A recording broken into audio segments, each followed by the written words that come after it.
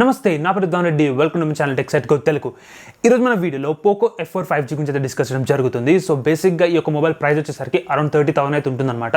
So ఈ యొక్క price సెగ్మెంట్కి ఈ యొక్క మొబైల్ స్పెసిఫికేషన్స్ మ్యాచ్ అవుతుందా లేదా అన్న ఒక క్వశ్చన్ అయితే ఉండొచ్చు చాలా మందికి. సో ఈ వీడియోలో వచ్చేసరికి ఒక కంప్లీట్ క్లారిటీ అయితే ఇవ్వడం జరుగుతుంది అనమాట. అండ్ దాంతోపాటు ఈ యొక్క ప్రైస్ సెగ్మెంట్కి ఈ యొక్క స్పెసిఫికేషన్స్కి వేరే బ్రాండ్స్లో ఏమైనా కాంపిటీటర్స్ ఉన్నారా, సో ఆ ఒక మొబైల్ మీరు పర్చేస్ చేయవచ్చా, లేకపోతే ఈ యొక్క పోకో F4 5G పర్చేస్ చేయవచ్చా అన్న ఒక క్వశ్చన్ కూడా మీకు ఒక కంప్లీట్ క్లారిటీ అయితే ఇవ్వడం జరుగుతుంది. సో ఇంకా లేట్ చేయకుండా వీడియోలోకి అయితే ఎంటర్ అవుతాం. ఫస్ట్ మనం డిస్ప్లే గురించి డిస్కస్ చేసినట్లయితే ఇందులో మనకు E4 AMOLED డిస్ప్లే అయితే వాడడం జరిగిందనమాట. సో E4 AMOLED వచ్చేసరికి 4th generation super AMOLED display. So రెండింటి మీనింగ్ ఒకటే అనమాట. E4 AMOLED అయినా సరే, 4th జనరేషన్ సూపర్ AMOLED అయినా సరే.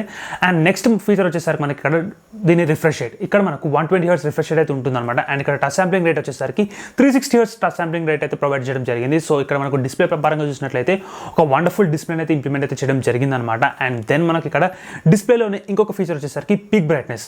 సో ఇక్కడ వచ్చేసరికి మనకు 1300 nits పీక్ బ్రైట్నెస్ అయితే ప్రొవైడ్ చేయడం జరిగింది. సో ఇది కూడా ఒక వండర్ఫుల్ పీక్ బ్రైట్నెస్ అని చెప్పుకోవచ్చు అనమాట. సో ఇక్కడ మనకు డైరెక్ట్ సన్ రీడబిలిటీ వచ్చేసరికి చాలా వండర్ఫుల్గా అయితే ఉంటుందని చెప్పుకోవచ్చు. ఎందుకంటే ఆబ్వియస్లీ లైక్ ఒక్కసారి 1000+ పీక్ బ్రైట్నెస్ వచ్చింది అనుకో ఒక మొబైల్లో, సో ఆ ఒక డైరెక్ట్ సన్లైట్ రీడబిలిటీ వచ్చేసరికి చాలా వండర్ఫుల్గా అయితే ఉంటుంది. సో ఎలాంటి ఇబ్బంది అయితే ఉండదు అనమాట. అండ్ నెక్స్ట్ ఇంకొక ఫీచర్ వచ్చేసరికి ఇక్కడ మనకు డాల్బీ విజన్ అవుతుందన్నమాట ఈ యొక్క మొబైల్ వచ్చేసరికి. సో కలర్స్ వచ్చేసరికి చాలా ఎన్హాన్స్ అయితే అవుతుంది. మనకి ఇక్కడ ఒక మంచి ఒక అవుట్పుట్ అయితే రావడం జరుగుతుంది. సో ఇప్పటివరకు నేను డిస్ప్లే గురించి డిస్కస్ చేసిన ప్రతి ఒక్క స్పెసిఫికేషన్ వచ్చేసరికి చాలా వండర్ఫుల్గా అయితే ఇంప్లిమెంట్ చేయడం జరిగింది. ఇప్పుడు మనం ప్రాసెసర్ గురించి డిస్కస్ చేసినట్లయితే ఇందులో మనకు Qualcomm Snapdragon 870 ప్రాసెసర్ అయితే ఇంప్లిమెంట్ చేయడం జరిగింది. సో ఇది వచ్చేసరికి మనకు 7nm చిప్ సెట్ మీద బేస్డ్ అయితే ఉంటుందన్నమాట.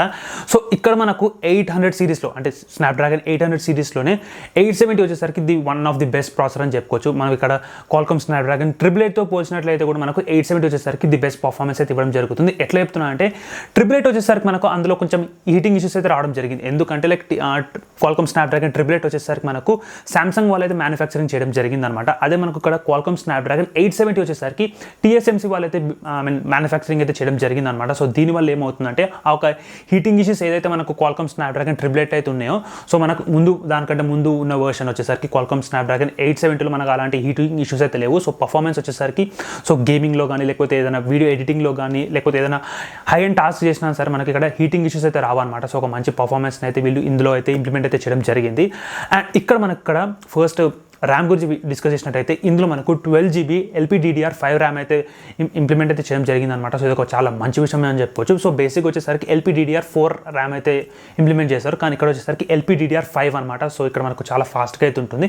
అండ్ దాంతోపాటు ఇక్కడ స్టోరేజ్ విషయానికి వచ్చినట్లయితే ఇందులో మనకు UFS 3.1 అయితే ఉంటుందన్నమాట. సో దీని ద్వారా ఏమవుతుందంటే లైక్ రీడ్ రైట్ స్పీడ్స్ వచ్చేసరికి చాలా ఫాస్ట్గా అయితే ఉంటుంది. సో ఇప్పుడు నేను డిస్కస్ చేసిన ప్రాసెసర్ కానీ, ర్యామ్ కానీ, రామ్ కానీ ఈ 3 ఆస్పెక్ట్స్లో ఎక్కడ కూడా ఎలాంటి కాంప్రమైజ్ లేకుండా మంచిగా అయితే ఇంప్లిమెంట్ చేయడం జరిగింది. నెక్స్ట్ కెమెరా గురించి డిస్కస్ చేసినట్లయితే ఇందులో మనకు 64 మెగాపిక్సెల్ OIS సెన్సార్ అయితే ఉంటుందన్నమాట. సో ఇది వచ్చేసరికి మనకు ప్రైమరీ సెన్సార్.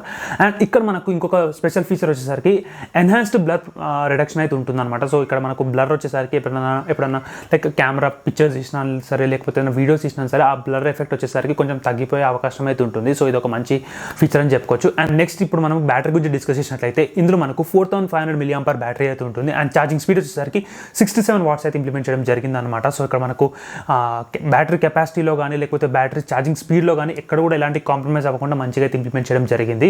సో ఇప్పటివరకు నేను డిస్కస్ చేసిన ప్రతి ఒక్క స్పెసిఫికేషన్ అక్కడ డిస్ప్లేలో కానీ, లేకపోతే ప్రాసెసర్లో కానీ, కెమెరాలో కానీ, బ్యాటరీలో కానీ, సో ఈ 4 మేజర్ స్పెసిఫికేషన్లో ఎలాంటి కాంప్రమైజ్ లేకుండా చాలా మంచిగా అయితే ఇంప్లిమెంట్ చేయడం జరిగింది. అండ్ ఇంకొక ఫీచర్ వచ్చేసరికి మనకి ఇక్కడ డాల్బీ అట్మాస్ సపోర్ట్ అయితే ఉంటుందన్నమాట. సో ఇది వచ్చేసరికి మనకు స్టీరియో స్పీకర్ సెటప్ అయితే ఇవ్వడం జరిగింది. సో ఆబ్వియస్లీ మనకు ఇంత మంచి స్పెసిఫికేషన్ ప్రొవైడ్ చేసినప్పుడు ఆబ్వియస్లీ మనకి ఇక్కడ చిన్న ఒక ఫీచర్స్ని ల్యాక్ చేయకుండా చాలా బెస్ట్ అనమాట. సో ఇక్కడ కూడా ఆ ఒక స్టీరియో స్పీకర్ సెటప్ని ల్యాక్ చేయకుండా సో దీన్ని కూడా ఇంప్లిమెంట్ అయితే చేయడం జరిగిందనమాట. సో ఇక్కడ మనకు ఒక మంచి గేమింగ్ ఎక్స్పీరియన్స్ కోసం, లేకపోతే ఏదైనా కంటెంట్ వాచ్ చేయాలన్నా సరే, ఏదైనా మూవీస్ చూడాలన్నా సరే, ఇయర్ ఫోన్స్ లేకుండా ఏదైనా మూవీస్ చూడాలన్నా సరే ఒక మంచి ఎక్స్పీరియన్స్ అయితే రావడం జరుగుతుంది. సో ఖచ్చితంగా ఈ స్టీరియో స్పీకర్స్లో కూడా మనకైతే ఒక మంచి అవుట్పుట్ అయితే రావడం జరుగుతుంది. అంటే ఇక్కడ సో బేసిక్గా మనకు ఏదైతే మిడ్ రేంజ్ మొబైల్స్ అయితే ఉంటాయో మనకి ఇక్కడ మెయిన్ స్పీకర్లో వచ్చేసరికి అరౌండ్ లైక్ 70% వాల్యూమ్ అయితే ఉంటుంది. అదే ఇయర్ పీస్ నుంచి వచ్చేసరికి అరౌండ్ 30% వాల్యూమ్ అయితే రావడం జరుగుతుంది.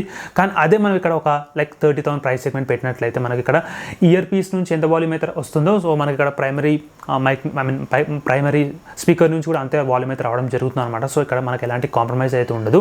అండ్ దాంతోపాటు ఈ యొక్క పోకో F4 5G ఒక డిజైన్ వచ్చేసరికి చాలా వండర్ఫుల్గా అయితే ఉందని చెప్పుకోవచ్చు. సైడ్స్లో వచ్చేసరికి చాలా ఫ్లాట్గా అయితే ఉంది అనమాట. సో బేసిక్గా ఈ మధ్యలో రిలీజ్ అయ్యే చాలా మొబైల్స్ వచ్చేసరికి ఈ యొక్క డిజైన్ అయితే ఫాలో అవ్వడం అయితే జరుగుతుంది. సో ట్రెండ్కి వెళ్తున్నట్టయితే చెప్పుకోవచ్చు అనమాట. సో చాలా మందికి వచ్చేసరికి కాపీ చేస్తున్నారన్న ఒక థాట్ అయితే రావచ్చు. సో కాపీ ఆబ్వియస్లీ చేస్తారు, లైక్ ఒక ఫీచర్ని కాపీ చేయడంలో ప్రాబ్లం ఏం లేదు, కానీ వాళ్ళ ఒక ఓన్ ఒక డిజైన్తో కాపీ చేయడం అనేది ఒక మంచి విషయం అని చెప్పుకోవచ్చు. సో ఆబ్వియస్లీ మనకు ఒక పోకో మొబైల్స్ వచ్చేసరికి మిడ్ రేంజ్లో అయినా సరే మనకు ఒక మంచి డిజైన్ అయితే రావడం జరుగుతుంది. సో మనం చూసినట్లయితే పోకో M4 కానీ M4 ప్రోలో కానీ చూసినట్లయితే ఒక మంచి డిజైన్ అయితే ఉంటుంది. సో అలాంటిదే ఒక యూనిక్ డిజైన్, ఒక మంచి చాలా మటుకు యూజర్స్కి నచ్చే డిజైన్ అయితే ఈ యొక్క పోకో F4 5Gలో అయితే ఇంప్లిమెంట్ అయితే చేయడం జరిగిందనమాట. సో మనకి ఇక్కడ కంప్లీట్ ఆల్రౌండర్ అయితే చెప్పుకోవచ్చు. ఇక్కడ గేమర్స్ కానీ లేకపోతే ఏదైనా day to day life regular users కానీ ఖచ్చితంగా ఒక మంచి మొబైల్ అని చెప్పుకోవచ్చు. నేను ఈ వీడియో స్టార్టింగ్లోనే ఒక క్వశ్చన్కి ఆన్సర్ అయితే ఇస్తానని చెప్పినాను అనమాట. సో అది వచ్చేసరికి మనకు ఈ యొక్క మొబైల్కి ఈ యొక్క స్పెసిఫికేషన్స్కి లైక్ వేరే బ్రాండ్స్లో కానీ వేరే మోడల్స్లో కానీ మనకు ఒక కాంపిటీషన్ ఉందా, లేకపోతే అది ఇంకా బెటరా ఈ యొక్క ప్రైస్ సెగ్మెంట్లో అన్న ఒక చాలా మందికి అయితే థాట్ అయితే రావచ్చు, లేక ఒక క్వశ్చన్ అయితే చాలా మంది అడుగుతారు కూడా. సో ఆబ్వియస్లీ మనకు ఎవరికైనా ఒక మొబైల్ రిలీజ్ అవుతుందంటే డైరెక్ట్గా ఆ మొబైల్ అయితే పర్చేస్ చేయరు. సో ఇప్పుడు మనకు పోకో F4 5Gలో కూడా అదే ఒక సిచ్యువేషన్ అయితే వస్తుంది. సో ఆబ్వియస్లీ లైక్ ఈ యొక్క 30,000 ప్రైస్ సెగ్మెంట్ మనీ పెడుతున్నాం అంటే మనకు సో వేరే బ్రాండ్స్లో కూడా మనకు అలాంటి సిమిలర్ స్పెసిఫికేషన్స్ కానీ అలాంటి సిమిలర్ ప్రైజింగ్ కానీ ఏదైనా వేరే బ్రాండ్స్ ఆఫర్ చేస్తుందా అన్న ఒక క్వశ్చన్ అయితే చాలా మందికి అయితే ఉంటుందన్నమాట. సో నేను ఒక కరెక్ట్ కంపారిటర్ అయితే కంపేర్ అయితే చేయడం జరుగుతుంది. సో అది వచ్చేసరికి iQOO Neo 6 అనమాట. సో iQOO Neo 6 కూడా వచ్చేసరికి మనకు రీసెంట్గా రిలీజ్ అయింది. సో బేసిక్గా మనకు ఆల్మోస్ట్ లైక్ 90% స్పెసిఫికేషన్ అంటే లైక్ 90% మేజర్ స్పెసిఫికేషన్ వచ్చేసరికి మనకు మ్యాచ్ అయితే అవుతుందన్నమాట. ఇక్కడ డిస్ప్లే వచ్చేసరికి E4 AMOLED display, 120 Hz refresh rate, 360 Hz touch sampling rate, 870 Qualcomm Snapdragon 870 chip set. So చాలా మటుకు మేజర్ మనకు ఏదైతే స్పెసిఫికేషన్ ఉంటాయో అవన్నీ అయితే మ్యాచ్ అవుతుంది అనమాట. సో ఖచ్చితంగా మనకు లైక్ ఇది డిఫరెన్షియేట్ చేయడానికి ఓకే స్పెసిఫికేషన్లో ఇది బాగుంది ఇది బాగాలేదు అన్నదానికి మనకు అసలు చాలా నారోయిస్టిక్ స్పెసిఫికేషన్ డిఫరెన్స్ అయితే ఉన్నాయన్నమాట. సో బేసిక్గా మనము ఒకవేళ పోకో కొనుక్కోవాలా లేకపోతే iQOO కొనుక్కోవాలా అన్న ఒక క్వశ్చన్ వచ్చినట్లయితే మనకు ఖచ్చితంగా డిజైన్స్ అండ్ దాంతోపాటు UI మీద వెళ్ళొచ్చు అనమాట. సో ఆబ్వియస్లీ మనకు డిజైన్ వచ్చేసరికి చాలా పర్సనల్ చాయిస్ అయితే ఉంటుంది. సో ఎవరికైతే పర్సనల్గా లైక్ ఈ యొక్క iQOO design like slim iQOO design నచ్చుతుందో సో ఆ iQOO డిజైన్ తోటి వెళ్ళొచ్చు. ఆబ్వియస్లీ స్పెసిఫికేషన్ వచ్చేసరికి సేమ్ అయితే ఉంటుంది.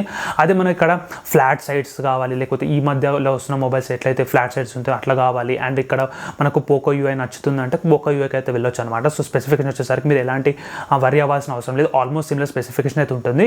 సో ఇంకొక బెస్ట్ విషయం వచ్చేసరికి మనకు కెమెరా, సో ఒక్క డిఫరెన్స్ అయితే ఉందన్నమాట. సో కెమెరాలు వచ్చేసరికి మనకు iQOO Neo 6 వచ్చేసరికి బెటర్ పర్ఫార్మెన్స్ అయితే ఉంటుందన్నమాట. సో ఖచ్చితంగా లైక్ పోకో F4 5Gలో వచ్చేసరికి కూడా మనకైతే లైక్ 64 మెగాపిక్సెల్ OIS కెమెరా అయితే ఉంది. అయినా సరే మనకు ఎంత 64 మెగాపిక్సెల్ OIS ఉన్నా సరే మనకు iQOO Neo 6 వచ్చేసరికి బెటర్ అవుట్పుట్ అయితే రావడం జరుగుతుంది. సో మనకు తెలిసిందే వివో అండ్ iQOO వచ్చేసరికి మనకు ఒక మంచి అవుట్పుట్స్ అయితే రావడం జరుగుతుంది. ఈ మధ్య మన కెమెరాస్ ఇప్పుడు ఏ మధ్య లైక్ 15,000 ప్రైస్ సెగ్మెంట్ అయినా సరే 20,000, 25,000, 30,000 ఏ ప్రైస్ సెగ్మెంట్ తీసుకున్నా సరే వివో వచ్చేసరికి ఒక మంచి కెమెరా అవుట్పుట్స్ అయితే ఇవ్వడం జరుగుతుంది అనమాట. సో ఈ వీడియో మీకు ఎంతో కొంత హెల్ప్ఫుల్ అవుతుంది అనుకుంటున్నాను. ఈ వీడియో మీకు నచ్చినట్లయితే do like, share, subscribe to my channel. Meet the next videos guys. జై హింద్.